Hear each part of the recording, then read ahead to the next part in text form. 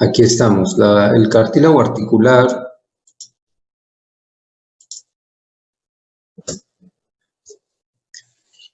no está vascularizado ni inervado, no tiene linfáticos.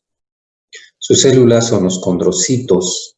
Esos condrocitos van a estar rodeados de una matriz extracelular y van a recibir sus nutrientes de lo que habíamos comentado. Ahora, tenemos varios tipos de cartílago. El cartílago elástico, fibrocartílago, cartílago hialino. La diferencia son en su composición y en sus estructuras que lo conforman, cómo están dispuestas y cómo están conformados, por qué tipo de colágeno. En esta tabla que ya les mandé viene lo que es las características del cartílago hialino, el elástico y el fibrocartílago. El hialino, que es el que vamos a manejar nosotros en esta clase, es el que se encuentra en las extremidades de los huesos largos, también en algunos otros lugares, como los que ven ahí.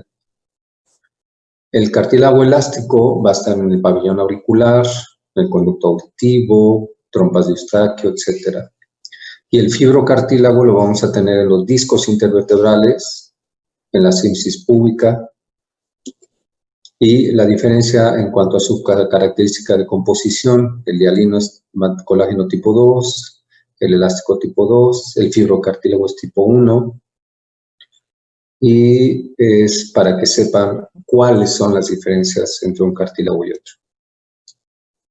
Ahora, si le hacemos un corte a un cartílago, nos vamos a encontrar esta tabla. Es un diagrama de las zonas de crecimiento del disco de crecimiento cartilaginoso. En la parte más inferior está la capa esponjosa, después viene la zona hipertrófica que se divide en tres: zona de maduración, de degeneración y zona provisional de calcificación. Luego viene la zona proliferativa y luego la zona de reserva.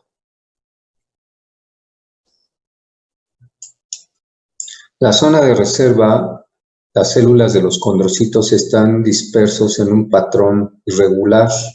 Son células redondeadas y células más grandes.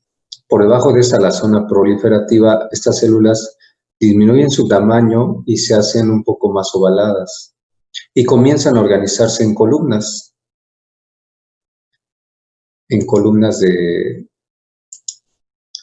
de células cartilaginosas. ¿Sí? Aquí las tenemos. Después viene la zona hipertrófica, que también están organizadas, y ya en la zona más inferior se hacen mucho más grandes hasta llegar a la zona de calcificación provisional.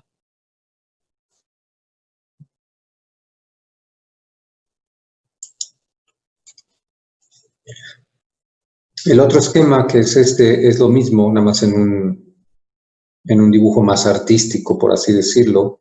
Tenemos el hueso subcondral, después ya empieza la zona de calcificación, y luego las demás zonas hacia arriba, hasta llegar a la parte más superior, que es la parte superficial, que sería la que vimos en la imagen anterior. Esta sería esta zona. Entonces, cuando comienza a haber una lesión en cualquiera de estas capas, pues es difícil que se pueda reparar el cartílago, y de hecho hasta la fecha no se repara. En esta otra imagen podemos observar qué es lo que le pasa al cartílago con el paso del tiempo. En el extremo del lado izquierdo tenemos un cartílago joven, young cartilage. Es como el cartílago que tienen ustedes ahorita en todas sus articulaciones, en sus rodillas, etc. Esta imagen a mí me gustó ponérselas porque te describe qué es lo que va pasando con el tiempo. Tenemos células o enzimas catabólicas, tenemos glicanos y productos derivados de estos, células apoptóticas y células necróticas. Entonces, en el inicio, pues tenemos células cartilaginosas, pero no tenemos más que por ahí algún glicano que se aparece y alguna zona catabólica. Conforme va avanzando y tenemos un cartílago que empieza a envejecer, empiezan a aparecer los proteoglicanos, empiezan a aparecer más células apoptóticas y enzimas catabólicas.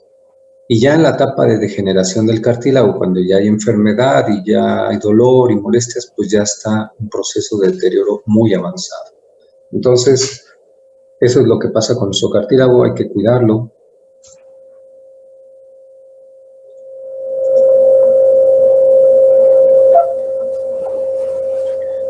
Y al final les coloqué unas fotografías de trastornos en el desarrollo óseo, trastornos en el crecimiento.